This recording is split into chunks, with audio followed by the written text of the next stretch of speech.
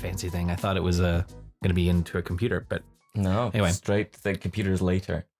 Anyway, welcome to the Ancient Robot Podcast. My name is Dougal. I'm the owner of Ancient Robot Games, which is a small board game shop, also heavily into board game design. Joined here as well by my co-host, Gelb. My name is Gelb. I'm a game designer based in Edinburgh, relatively new game designer, but I've been very fortunate to be, chatting with you, Dougal, for a long time and getting to know the scene over here and learning a little bit more about games. And so I'm really keen to continue that, maybe in a way that makes the most sense when it comes to not making a complete fool of myself when talking about games to other people, which is helpful. We'll see. I think this is our time to make fools of ourselves in front of an audience. Only vocally and not only physically. vocally. That's it. Well, physically, I mean, I think you'd probably be blown away by my stunning beauty and good looks. So it's probably a good thing that nobody is being able to see this yet. It would be hard to listen to us seeing you as well. It's almost, You're shaking right now. It's Conan the Barbarian in Arnold Schwarzenegger style. It's really quite difficult. Yes, but, if Arnold Schwarzenegger wore his t-shirts inside out. There is that too. It was something we were definitively not going to mention, but I'm glad you brought it up. Why? No, let's not go into that. This is to mainly talk about board games. We both heavily into board games in lots and lots of ways. What brought you into board game design as this sort of thing you want to pursue? Well, I started in the kind of tech world. I've run tech companies for quite a few years in the kind of tech ecosystem in Scotland. But I've always designed games in my spare time. Never really took it seriously. Never kind of was comfortable with the idea of creating something beautiful or creative. I thought they're like artists for that stuff. They're like professionals for that stuff. So whether it's writing stories or whatever, it was always just something for fun. But it always felt frivolous. And so I left my kind of last company a couple of years ago, and actually had a lot of burnout as a result of that. It was quite a stressful period, and just tried to reevaluate and just tried to follow where my interests kind of lie, and games had always been something that I like the idea of creating. I'm not a huge player. I love playing board games. I love playing all kinds of games. I'm not very good at video games, but I'm not a huge player. But I love the concept of creating something that you can bring people around, and I love hosting things. So I love the idea of creating something that brings people together to have some fun and to enjoy their time together. And I had been working on a game for about 6 years. Six years I had been thinking about this game off and on, and I was feeling really good about it. And I'm like, I'm going to take this seriously, and I'm going to print off a version of it. And I had some people play it, and it seemed to be going okay. And then I met Andy Law, who's a local game designer, a legend, really, RPG, yeah, and very kindly offered to play the game. And in the first, I think, 3 minutes, when I explained to him the rules, he said, "So if I do this, does this happen?" And I was like, "Yeah." Okay, and if I do this, does this happen? And I'm like, "Yeah." So, all right, well, so if I do this every single time, I'm just going to win. And he broke it so fundamentally without even needing to play it. And I was so devastated, but I was also really excited. That was amazing. The amount of stuff that I learned in that first 5 minutes was incredible. And so I said to him, well, I have some other ideas for games. And he very kindly said, well, yeah, show me those. And those were better. So that first game is still now sadly died, and is on a deep, dark, hidden away shelf somewhere. But that was actually the prompt to say, this was exciting because this was blending some creativity. It blends some brand building. Every game is its own little brand. You have to figure out, you have to figure out marketing, you have to figure out production. It's a physical thing. I've never done one of those before. So all of these things came together to think well, let's give this a go, a serious go, and see if we can, make something out of it. Yeah. It's amazing seeing the difference between an idea and something that you can work on for, as you say, up to 6 years or even further, and get then the difference between getting it in front of someone who does this, who then can see all of those things immediately. It's a hard design challenge to be able to let go of something that you've held on to so long. Totally. And I think there's also the sense of, and I think people out there who are artists already probably feel this. This is very much me coming very late into the game, but that feeling of the slight humility in terms of speaking with an actual expert in something. You know, we have a lot of so-called experts in the world who are usually bloviators, and that's one of the reasons why experts are not very popular right now, right?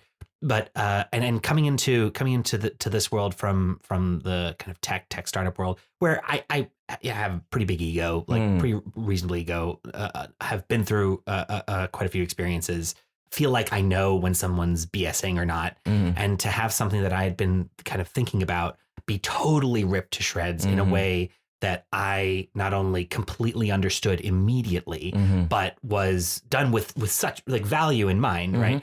And that was fascinating. And I think like that and this whole process of meeting, you know, other game designers, you know, Judson Cowan's local, few others, the experience of creating something and then taking it to someone who actually knows what they're doing and is actually taking a game to you and having you look at it and make a few points, and they sound so subtle and so simple and stuff that I've never even thought about. I love that. And that like, that's one of the things that I think whenever I've been meeting game designers now for a while, and it does seem like there's a difference. There are a few different types, but like the ones who are fascinated by whether or not someone is enjoying or not enjoying what it is that they create seem to be the ones that are probably, they have the most resilience, or they're likely to be able to enjoy what it is that they're creating. So anyway, I've really enjoyed that part. That's been like the brain tickling part of the game design journey so far. I think very much so when it comes to game design, it has to be so much of an iterative experience. It cannot be this is fully formed. Yeah. It's kind of the, you know, editing in books and things like that. It's very important, but having board games being a social thing that multiple people from hopefully all around the world, all different cultures, all different backgrounds, all different abilities to even deal with different rules, having lots of people try it and focusing on what is the enjoyable bit of that game, and being able to realize that it's not failure with game design. It is simply constant changes you have to do. The amount of games I've seen that have started as one thing and then completely morphed into something else because that designer has realized, oh wait, the fun part isn't what I thought the fun part was going to be. It is now this part. We lean into that, you know? And it's also, it's okay for you to then say, you know what, it's actually not fun yet. I'm going to put this, you know, off to the side for a while. Like I've been working for a while on this other game. I think I've gone through 8 different revisions of it, and it's called Fat Bear, by the way. It's not going to be out yet, but it's about fattening up bears for the winter. And easy theme, fine, that makes sense. Yes, you can imagine that. But I've been trying, like the gameplay's just not good enough. Like it's not fun. And I had my last hurrah of like presenting it to Andy, you know, getting him to try it. And we played it through, and he just was quiet. And he says, "Okay, so what do you think?" And I'm like, "It's just not fun." And he agreed. And so that's now. I'll come back to it at some point. But I think just because you've been working so long on something doesn't mean that that was a failure, because you've been learning a whole bunch of stuff during that process. It's what you do with that, and it's also how you come back. At some point, I will come back and I will have some idea that is super, super subtle that's going to change completely how Fat Bear works, and so I know that's going to happen. It just might be next month, or it might be in a few years, and that's okay. Judging from from your perspective, like one of the reasons why like I went into Ancient Robot consciously to try and meet you, to try and meet people who not only love board games, but also know how to sell them. Right. And so like for me, because, you know, making a board game that's kind of fun for me to play, but nobody else finds fun and will never be able to be produced at all isn't super. It's not something I want. Sure. Right. And so you probably see a lot of indie game designers, or maybe, you know, I know you've participated or run or organized game jams, you know, in the past. And like, it's a very interesting community, right? The board game community, generally, and also just the wider artistic community. There are different ways that people engage with feedback from what it is that they're doing. What are the kind of things that you see when you are interacting with someone showing you their game that you either look for in the game itself or their approach to it, like whether it's not their personality, but like their approach to how they're asking you questions or what it is that they're looking for feedback on? For sure. So, coming from a background that wasn't originally retail, but I'm kind of in a almost opposite way. I'm a player of games more than a creator. I've always been relatively creative, but never produced anything properly to put out there. I've been involved in a lot of things because I really enjoy working as a team. But retail is relatively new to me. So having the shop up and running and seeing so many things come through has been a dream for me as a player, and means that now my board game collection is at least 3 times big as what it was. But it means that when someone comes in to talk about games, either someone who is making their game themselves or someone who just loves games as much as I do, it's a great conversation to have, but I am always looking for what makes this different from another game. There's a unique thing. It was interesting. Talk with a game designer in Japan, which we'll talk about. We'll get into it in a bit. They had a really interesting thing to say about their goal was looking at first for a gimmick. And I think gimmick has a negative connotation here in the West, because a gimmick is, it's a novelty and then it's throwaway. And interestingly enough, it's the opposite. In a lot of games, when I started thinking about it, I realized that a lot of games, the big focus is that gimmick, which is just something like unique. It's a hook. It's something that no one else is doing, because who wants to produce the same game someone else has done in a different skin? There's not as much. Well, fair. Some people do. Anyone who wants to make money will do that, to be honest. But if you're interested in design, I think it's you want people to play your game and go, oh, that was really cool. I like that bit, even if it's just a bit of the game. So whenever someone brings something to me, it is, I am looking for that bit. And it could be that it's not in that game, but it's in that person. And it's very much talking about the passion of design. And people get a lot of different things out of it. I think there's the social aspect for gaming that a lot of people get into. But weirdly enough, solo gaming, particularly since the pandemic, oh my goodness, it's huge. And I was very against it, because for me, social was a big part of board gaming until I tried my first solo game. And then I went, I usually do this on the computer if I'm going to be doing something solo. It's really interesting that I'd want to lay out cardboard or cards, but it became this wonderful puzzle to kind of work through with this narrative side to it too. Plus you have the physical components and the art, and the actual getting into it felt like doing something different. So I think because of that, my kind of range of games I enjoy is quite large. I know a lot of people who are like, nope, I only like this type of game. I only play miniatures wargaming or something like that. They don't want to play the board games or RPGs or things like that. So I have spread my net really, really wide to try and find as many different things as possible, because I always find that uniqueness the most interesting thing about it. So when someone brings a game to me, like Hot Shot Pickleball that you were making, as you were saying, when you came in and visited, it's finding that thing that is, this is really cool because you can play this really quickly. This is something I know anyone can play. This has humor attached to it, and it has that like back and forth, which is what that game is based on. Mm-hmm.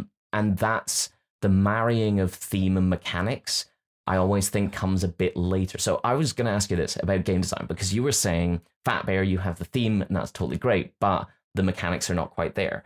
I've talked to many game designers, and they all have different opinions on this, of what is that first part. Obviously, there's some very well-known game designers out there. Reiner Knizia, if anyone knows game designers at all, which is not anything that I ever expect, but if they do, they probably know him. They will know him. He has made, I think, over 1,000 games since 1980s when he first started making games. Originally an accountant, and his games are really good, but thematically, I always feel like he has built it statistically and mechanically first, and then the theme has come much, much later. Got an artist involved, got a theme attached to it, made sure that the mechanics work first.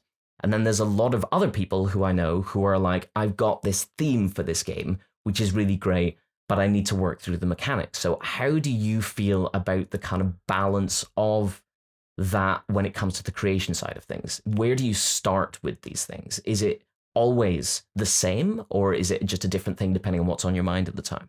I think it depends. I think that there's a third type that I quite like, which is, I don't know how you call it, but like a vibe that you want. So, for example, I have 2 games that are gonna hopefully be coming out like this year, at least on Kickstarter, and they both have quite different origin stories. So the first one is One Stone, which is a game where you're a jeweler and you harvest jewels from magical gem fields and you fulfill jewelry orders in the Grand Bazaar. So it's very, I feel like quite approachable, open, lots of bright colors and all everything. But the unique part of it is this tile piece that you use, which is this shape called an Einstein shape, and it's a 13-sided polygon that is the only shape that so far has been discovered that will create a pattern that never repeats if you put it in and of itself. And that shape was the thing I was obsessed with. I love the shape. I was like, there has to be a game that I can make with the shape. So it started off with thinking, like maybe it could be a map, and the different sides would be like different resources. And then when you're creating the map, it's always a new map, and you can have your harvesting stuff. Then I got into Tokipona, which is this constructed language of only 120 words. So it's a minimalist language, and they're only 120 words, which is kind of cool. Okay, 120 words, 13 sides. Surely there's like, maybe you can make a game where you're creating sentences out of, with tiles. And so I tried that. Both of these stupid ideas and didn't work. And eventually I just was drawing it again and again and again. And I was drawing like lines in it. And I thought, oh, well, the edges that are coming in kind of look like jewels. What if it was just jewels? And why did I push this so much further than I needed to? Exactly. This is a very obvious. Yeah, okay. Exactly. So like that was, and so that then it was a mixture of the jewels. That was really interesting. The piece was really interesting. And then there's another weird thing about the shape. If you look up the shape, you'll see this. If you look up like patterns of the shape, that there are other shapes that emerge out of it, like hexagons and triangles and diamonds. And so the idea of putting another thing on it to kind of collect what's inside of it, that was the other thing that I quite liked. So that was like, all right, you're kind of harvesting things. It's not really gems, but we'll just make it magical gem fields. Sure. And then jewelry. Okay, fulfilling jewelry orders. That's it. So like that's an example of, I guess if you want to say a mechanic, but like it's a thing, just a thing that could kind of struck. And it could have been with teeth. We were talking the other day with it. Like you could have skinned that any way you want. Sure. And but that was like the piece that was the inspiration. The other game. I just need to clarify before we go any further. The thing with teeth was just a random idea. There is nothing. And once we realized you draw teeth down on the things and how creepy that looked and gross it was to collect teeth, we quickly knocked that on the head. I think you're making a disclaimer after the fact. I remember multiple interactions where you brought up teeth independently. It feels like so. There needs to be a teeth game. I'm just saying. We've broken through the. This is the unique thing that this game needs to be.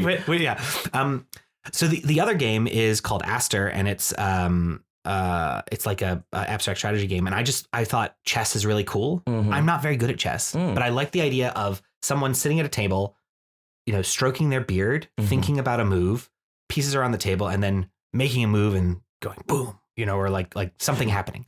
And so is the beard a prerequisite? The concept of stroking one's beard. Many people without beards still do the beard stroking yes, thing. Exactly. It's the vibe. Okay, got it's for like sure. It's like sitting in a wingback chair, holding your hand near to your mouth. You don't need to be smoking a pipe. Okay. But the idea of you sitting there thinking, smoking your invisible pipe. I had a bubble pipe, by the way. Like that was the biggest thing. I bought real pipe. Okay. When I was little, from a tobacconist shop. I do not smoke. And I was like 16, and I just wanted the pipe. Okay. Because I wanted to blow bubbles in it, and I wanted to walk around blowing bubbles. Pipe's not great for blowing bubbles. You need a proper bubble blowing pipe if we want to do that. Okay. Interesting fact. Did this work out in your teenagehood as becoming more elegant and erudite amongst your peers? It looked like a very pitiful, clear lava flow. Like it would just like stream. Like it was like the it was like snot coming out of the thing. But anyway, games. Sorry, but so Aster, the theme is actually quite, there's some space, ancient aliens, all this kind of stuff. But the actual gameplay itself, I designed the gameplay first, and then I thought, well, how could this work? How could the symbols? I love the seed of life design, which is a geometric shape pattern. So I thought, well, that would be really cool if it was like a game like chess and backgammon. Maybe if it could live in that world as if it was that old. So let's design it that way. So that came out of the vibe of like feeling like I want that beard stroking, chess playing, highly strategic element. I would find people that would play chess, and I'd give it to them, and I'd ask them, why they thought it was crap, and then change the elements that weren't working very well. Yeah. And so that's how that's emerged. So I feel like that's a very incredibly long-winded answer, but for me, I think it's both. It can be the mechanics sometimes. And what's really nice is that's like, if you're failing, if you find that it's not working in a game, that's actually helpful because you have all these mechanics that you've probably either developed or used in some way that you can then remember and keep for something later. So mechanic is, I could totally imagine someone going through mechanics, mechanic first. I can totally imagine going through theme first, which I've done. But there's also this vibe, this like sense, like there's this new one that I was talking to you about that I have this vision of like, I love the people sitting around playing poker. The idea of, but for me, I don't actually play poker. But the idea of like looking at your hand, trying to guess at what everybody else's hand is, maybe taking your chips and like picking them up so that they make that noise, and then thinking of how much you want to put in, and calling and bluffing and all this kind of stuff. So that is like the requirements for this next game. Okay. And if I get too far away from that, then it might become something else, and I might want to bring it back. Sure. So yeah, but I meet designers who are on either side of that. Yeah, because there's no kind of right way to design a game is what Absolutely I've realized after talking to so many people. So this brings me down to, so I wanted to talk about a game today, which was, I don't know if you've ever played it. I've never actually talked to you about High Society by Reiner Knizia, who we were talking about earlier. Yes. So this is a game that I absolutely love. Yeah. And this is down to a specific thing, which I, again, want to talk to you about in other games and things like that, which is elegance of design. So this is taking something down to its simplest form. When game design comes into things, there's so many ways that you can do stuff. There's so many additions that you can add into a game to add complexity or interest or various other bits and pieces going on with that. And I think that games can spread like that when it comes to design. What I love and I find super, super interesting is the idea of the opposite of that, which is having something that may have spread and then peeling it back to its most pure form, essentially, where you can see that there's no less that you can go with that. But because of that, it makes it very easy to teach, which is a big thing for me as someone who, runs a board game shop and a board game cafe, constantly teaching people games. It's very easy to teach, it's very easy to learn, but it has that constant replayability because it's not just the game itself. The mechanic learning is a smaller part of the game. The people you're playing with becomes a bigger part of the game because the rules of the game very, very straightforwardly, very simply at least. But when it comes to what that person is going to do, what the next person is going to do, can influence what you're going to do. So High Society, just to explain this to anyone who hasn't played it, this is the purest form of bidding game. It's a game where you start with loads and loads of money. Everyone starts with the same amount of money, which is lots and lots. And you are bidding for cards essentially numbered 1 to 10, which is the amount of points that you will get. You'll bid money down, which has a very interesting thing of you're bidding money by placing these cards down. You can place as many cards as you want, but you can only add to cards that you've played. You're not allowed to take anything back and swap it for something else. You'll keep going around until people pass. If you pass, you take your money back, and then the person will spend all their money to get that points card, and they will be first to bid on the next card that comes out. The really interesting thing about this game is that at the end of the game, which can happen at a certain point once certain cards have come out, whoever has the least amount of money still in their hand doesn't get to score the points that they have bought. So you're trying to spend money to buy points, but definitely not more than what other people are spending. But you do need to spend some. You need to buy those points, but you're unaware of how much money everyone has left. And because these cards are in your hand, you don't know what the denominations of those cards are. It becomes, as I say, all you're doing is bidding. That's literally it. But it becomes an incredibly engaging experience because of that limited design. So have you played High Society? Yes, not recently, but Okay. I played it along with like games like Trio and some of these other ones. But yeah. It's one that has grabbed me always because it is Beautiful also. Beautiful. Yeah, absolutely gorgeous. It does not hurt to have great art in your board games, for sure. It sells a lot of things visually. But yeah, what was your thoughts on the game when you played? I love the fact that it's quite an interesting game in such a small box. Like there are quite a few of these ones that are like, as you say, it strips out a lot of stuff and it puts things into such a small, like, a small package. It reminded me of a game where, and I've been racking my brain to try and remember it. You might remember it. The name of it. It's like a nautical themed game with fractals, and you're getting certain numbers. That I know it's a very different type of game where you're playing on multiples of 7 or you're playing on multiples of 9 or something like that. But that feeling of well, I have to do something. Which, what am I trying to do? Like, there are elements of it that are not, it's not so much trick taking but it's because you're trying to anticipate what your opponents may or may not do. But as you're going on, like through each round, you're going on, you have this feeling of like, I think I made a good call before. And then, no, I did not. Yeah. And I love that because, anytime you can create experiences of good frustration, I feel like that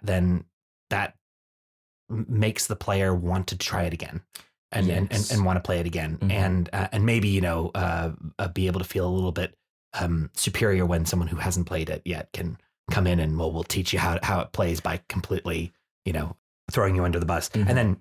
So usually you get humbled by someone who's never played it and just, trying it out. I mean, that's overthinking it or underthinking it. Hugely. It's one of the most fun things about this kind of elegant game design that I really enjoy is that it is not, oh, I played this before, I am definitely going to win. This game in particular, it's about an economy, essentially, that you build between the group that you're currently playing with, which can be completely different depending on who you're playing it with.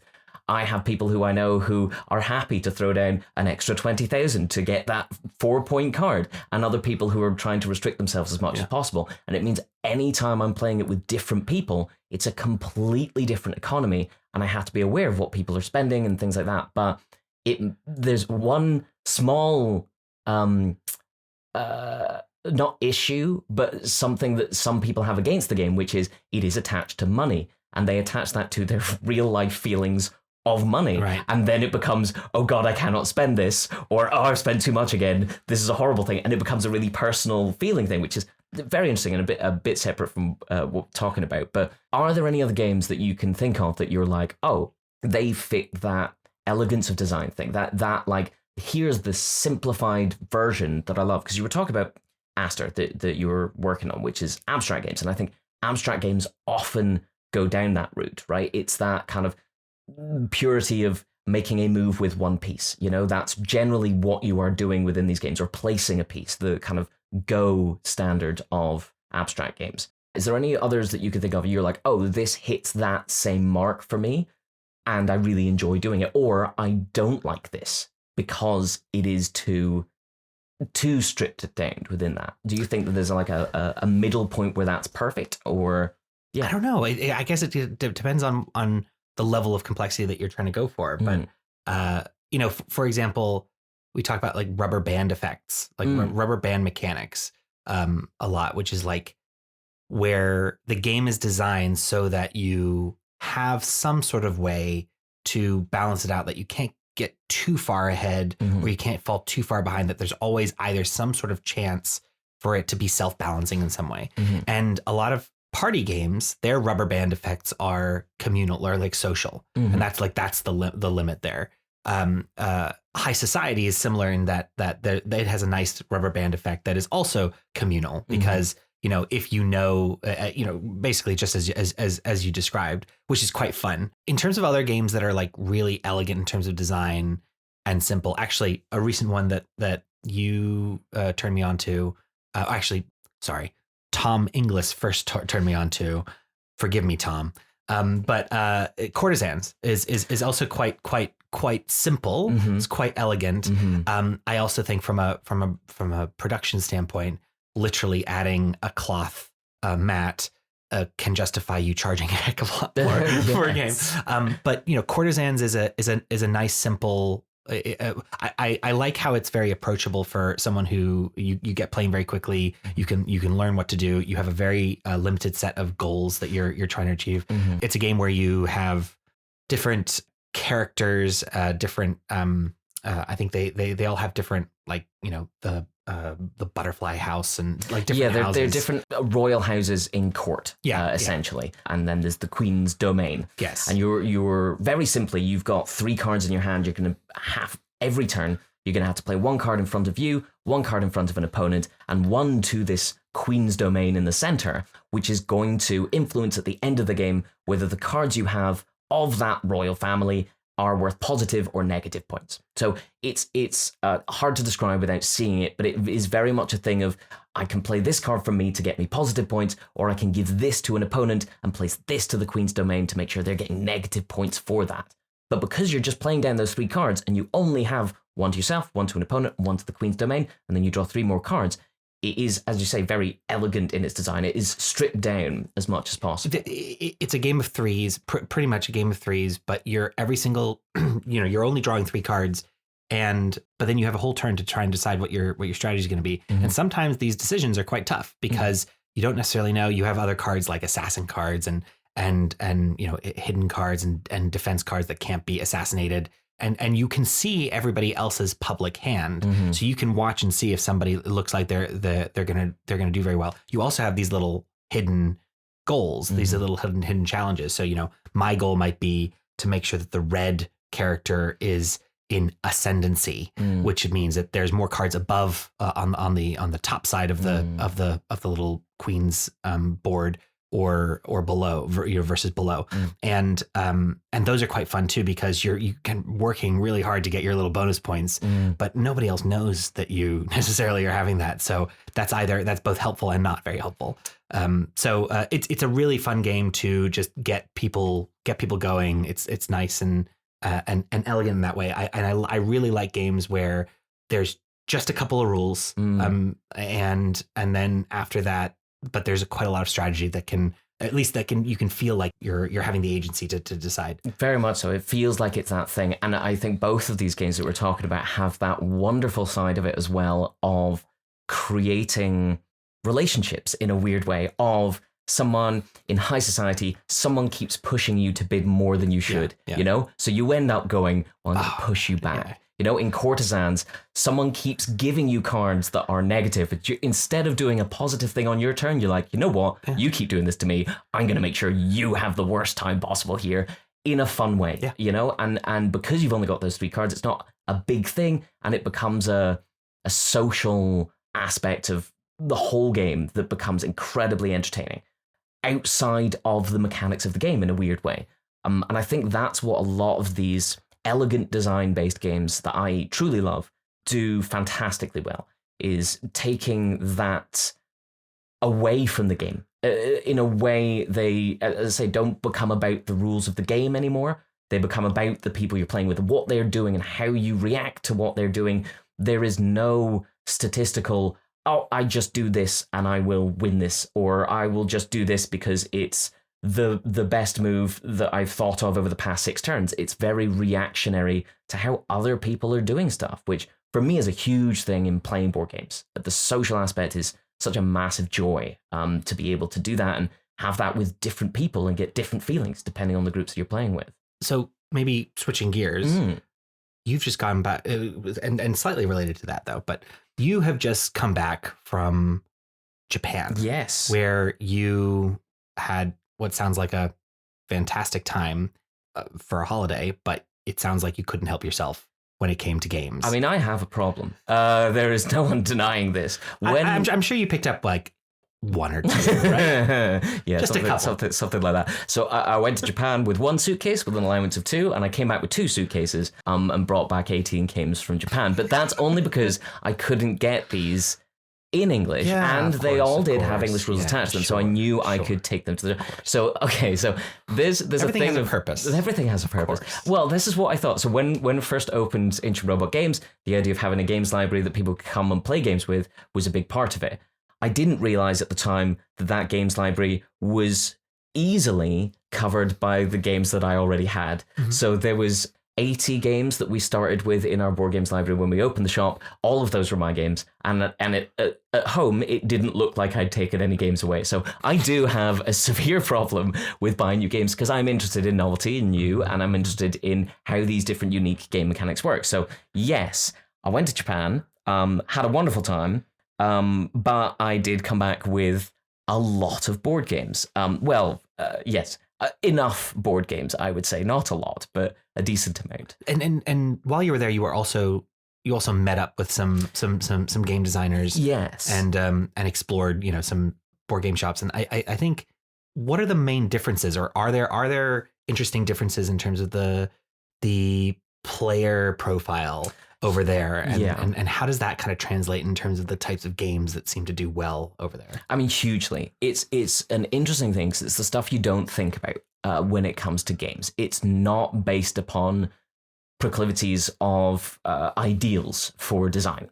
It is purely, in Japan, based upon space. Mm-hmm. Most people do not have very much space in their house to actually play games. So board game cafe culture is much greater over there because people will go out to socialize with their friends and go to a board game shop to play board games.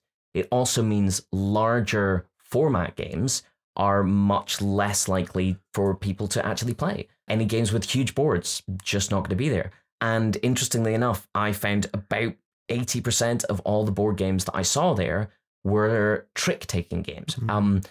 For anyone who doesn't know, trick-taking games are essentially games that, if you think of a deck of cards, you have a hand of cards in your hand. If someone plays a diamond card with a number on it, if you have a diamond card, you have to play it, and whoever has the highest number wins that trick. We'll take those cards for victory points or whatever the game will say that is. If you don't have that suit, then you can play another card, which might be a trump suit, which will allow you to win or just allow you to get rid of a different card. So it's a game design based upon kind of restriction in your hand of these decks. So it's an interesting thing that so many games from Japan were these trick-taking things. It meant that trick-taking games was kind of a common language amongst the board games, but it also meant that every game that was there that was a trick-taking game had this wonderful, unique little spin to make that an interesting thing. As was mentioned by some of these game designers, have to shout out Kazu and Isuke of V-Lab, who are amazing people, wonderful, made this fantastic game called Planet Pita, which will be in Ancient Robot Games, in case you happen to go there in Edinburgh in the next few months, which is a little based off a game called Crokinole, which is kind of a wood curling game, little wooden discs on a wax board, which you flick onto the center trying to get different things, but it has magnets, so it has this little thing. It's one of the few games that I played that wasn't trick-taking, but was amazing. But I talked a lot with them about game design, and they were very focused on this idea of novelty and unique mechanics, because that is what is necessary to stand out in the Japanese market. The trick-taking thing, but a unique mechanic is like a big focus with a lot of designers. And the other games that are big over there are not ones that are trick-taking games, but something that has that unique thing. It's interesting that we were talking about Reiner Knizia earlier, because he actually has quite a large presence over in Japan, but a lot of his games are not ones that are over here in the West. They will be smaller games that have some unique mechanic. There's a Viking longship balance-based game where all you're doing is putting down pieces on your side of a longboat that is balancing on a beam like a seesaw, trying to make sure it's on your side, not the opponent's side. So it sounds almost too straightforward to make a game, but that is big in Japan because people don't have the time, they don't have the space, and it comes in a tiny box. So because of that, it was really interesting to talk to them and not hear mention of any of the kind of larger games that we have over here which are big boards, big campaigns, something that people will spend hundreds of hours on, which I love playing as well, by the way. I don't just like simple, straightforward games, but just not really there over in Japan. Lack of space, lack of time to do it, because work structure is much more fixed over there as well. But yeah, it was fantastic to meet them and play that game, and to come back with so many unique little things. As I say, about 60, or I think 70% of them did come out back as trick-taking games, but with interesting little spins to them. And I think they're often, I didn't bring back any games that were long at all. All the games that I brought back all say they take under half an hour to play, which is such a big thing over there. Kind of makes sense when you're talking about this like board game cafe culture. If we've paid for some time to sit down, we don't want to spend half that time reading a rule book. Yeah, just want to get in and start playing. That's it. And which makes perfect sense. So I'm curious about the non-trick taking games that are then popular in board game cafes, and whether or not their rules are just so much simpler to learn. You know, the ones that work very well. That would be curious to kind of learn. But let's dig into some of these games. Oh, okay, cool. So yeah.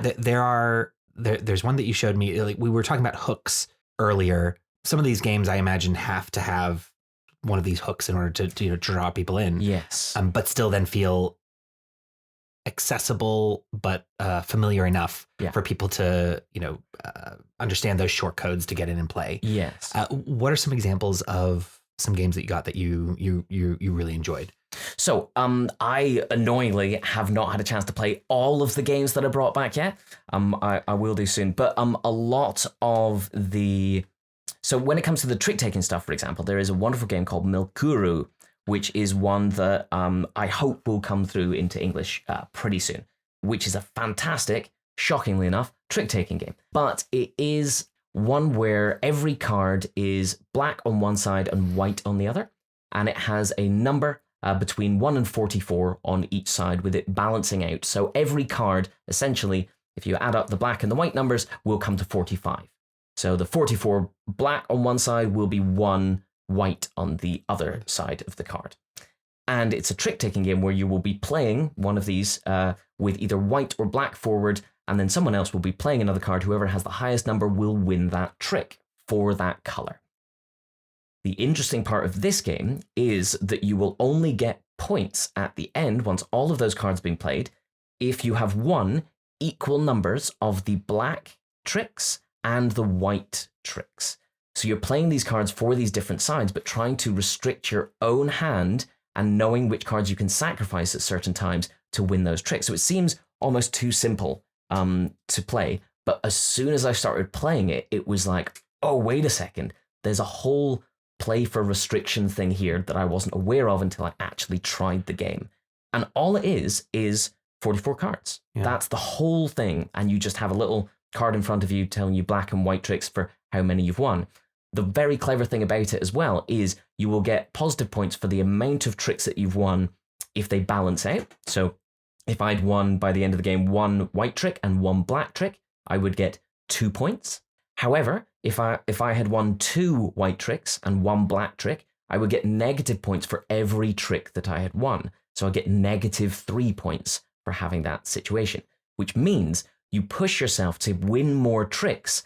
If you can get them equal, you'll get a massive bonus. But if you fail at that last hurdle, you may get minus 5 points, or minus a huge kind of significant amount. So it's putting that risk-reward side to its kind of furthest extent that you can get with such a limited, simplistic design. And the tables sound like they can turn at any moment. So your grand plan can be screwed up pretty quickly. Very much so. But you're unaware of what cards other people have as well. And it's not that you're using the whole deck of cards. So it's not that every card is accounted for. There will be some that you're not using. So super clean, plays really well at 2. Played it well at 3 and 4. Yeah, really, really nice, really intriguing. Outside of the trick-taking games, there is a fantastic game design studio called Mob Plus, which I'm a huge, huge fan of. I've brought back a game called Cat Poker, which is a true delight. 1, ridiculously cute cats. This is a huge thing for, I think, anyone who loves games, is You give me cute cats or cute any animal, and I am much more likely to pick up that game. But this is a very clever game where you have cards which are simply letters A through to G, and there's a certain amount of each one of them. There's a lot of A's, for example. There's one G in the game. All you're going to do is start with a hand of 5 cards, and then on your turn, you're either going to draw a card or discard a card. And you will win if you get certain very specific hands and only those things. So you can win the game if you have 3 Ds in your hand and nothing else. So you're wanting to discard some cards or draw some other cards into your hand. But the other thing is, when you draw a card, instead of drawing it from the top of the deck and you don't know what it is, you can also draw it from someone else's discard. So when you discard a card and then someone else picks it up, you can be aware that they might be going for one of these hands of cards. So you can have things like, if you get 4 A's and 3 B's, you can win the game immediately. But you can also win the game with just 2 cards, a C and an E. If someone gets down to just 2 cards in their hand, you know they're looking for something. But the other thing is, as I mentioned, there's loads of A cards. If you ever discard an A card, everyone has to pass a card from their hand to someone else. So that is a way that you can interact with other people trying to mess up the hand that they are going for by peeling away those cards that they want to keep hold of. And you cannot pick up people's A cards from their discard either. So I know it's quite overwhelming to kind of explain these things without having this visually in front of you. But for me, this is really interesting because it has that simplicity of design again. It has this idea of all you can do on a turn is discard a card or pick up a card. Where you pick that up from can change things a huge amount, but being aware of what other people are doing in that time becomes a huge, huge part of this game. And really interesting when someone does discard that A card, when you pass a card round, what card is someone else passing you? Why have they passed you that card? What do they not need at this point? What does that mean that they are going for? And how can you get there before they do? So it's really, really, really clever. Very elegant. Really elegant. Mob Plus, as I say, really good design studio who seem to make only these ones. They've done another one called Dog Poker, which I didn't manage to pick up, but I am regretting it. And they've done a few other games that are just really, really good. Great, great game designers. So yeah, that, really exciting. Really, really good. I'm very, very intrigued. And there's a lot of other games here, a huge amount of trick-taking games and other things, and a few 2-player games, which I think is also a really interesting thing. I mean, 2-player games, I think... They're getting big everywhere. People have less time. Yeah. It's an interesting thing becoming that. I was always talking about this with people. The older you get, the more money you have to get those games that you always wanted to play. And suddenly your time is stripped away and you have no time to actually play the things. So I think 2-player games are pretty perfect because a lot of people have someone else who's really interested in board games or their partner or just someone who that they spend a bit more time with, like a roommate, who is more available. So having a good 2-player game is fantastic. I think over here in the West, 2-player games have become a little bit more complicated, which is great because it means you're engaged for a huge amount of time. But from the Japan side of stuff, the 2-player games that I was really interested in and that came through were more down this shorter playtime, but having that unique hook and little mechanic that is very, very clever. A couple of the ones that I brought through, one of them, which is possibly the most delightful name, is Chocolate Favorers, which is actually really great. This is fantastically described as, from the rulebook, I will read this out actually because it's like fantastic. A little chocolate box. It's a little chocolate box with little chocolate square pieces. This description is, you 2 friends love chocolate so much that you even like the same toppings. One day you find yourself in a situation where you have to share a chocolate bar with many toppings. I like you, but I like chocolate even more than you. And I'm like, I engage with this in a personal level. This is truly fantastic. And what it is you're it's laying... a game about murder. It's a game about, well, chocolate murder, maybe. No, so you're laying out all of these chocolate squares in a chocolate bar, which is a certain size, kind of 7x5 bar. And all you're going to be doing on your turn is splitting, like chopping off a line of these to move to the side, like breaking a bar of chocolate. And then if you break off something and there is a set of 3 or less chocolate tiles, you have to take all of those tiles. But what's really interesting is it comes with a bunch of cards that you will play with one of them each time you play. which will give you different points for the different types of toppings that are on these chocolate bars. So you might have one that if you get the most amount of almonds, you get 10 points. If you, for every different type of cashew nut thing, you will get times 3 points. Or you will get minus points for having the most amount of pineapple on your chocolate. But it's different every time you play because of this. But it becomes that idea of how do I split this in a way that's going to be worse for them, but I will take this. Super clever, really, really clean, really elegantly made, and it takes no time to understand, but lots of time to work out the best way to do it. I haven't had a game go over 10 minutes. Truly like clean and clever, works really, really well. Big fan of that. Plus the theme, the name, the chocolate box it comes in, like all of it just works literally out. Look like a chocolate box. And because it's mostly in Japanese, it almost looks like you've a fancy thing that I have brought you. No, you cannot have my chocolates. I mean, I'll eat the cardboard. That's how you got your Arnie-like physique. Exactly. The other one that I really, really think is something truly special is a game called 1/9. This is a Chinese game, actually. It's a game from Anaguma Games. And it is called a psychological warfare game for 2 players. But this is simply 9 tiles. That's the whole game is 9 tiles, and you have in your hand 6 cards. Those 9 tiles are 4 different suits, so hearts, spades, diamonds, and clubs, each of red and black. So that's 8 of the tiles, and there's 1 tile which is the 1/9 tile. What you'll have is you'll have them laid out in a 3x3 grid, and all you will do is choose one of the cards from your hand, betting that this is going to be the last tile left. And then you will take turn and turn about, splitting these tiles up, essentially taking away a side of these tiles, 3 maximum. So you will have this 9x9 grid, and you'll maybe take 3 off one side, which will get rid of the red heart, the black club, and the red diamond. And then your opponent will split off some. And then you will keep doing that with the idea that at the end, you want 1 tile left standing that is the thing that you have bet on. And the cards you have to bet are the different suits, the hearts, spades, diamonds, clubs, and you have 1 card that is red and 1 card that is black. Now, if you bet that red is going to be left, and they bet that hearts are going to be left, and a red heart is the last tile there, the person who has bet hearts actually wins that, and it's first to 3 wins who gets it.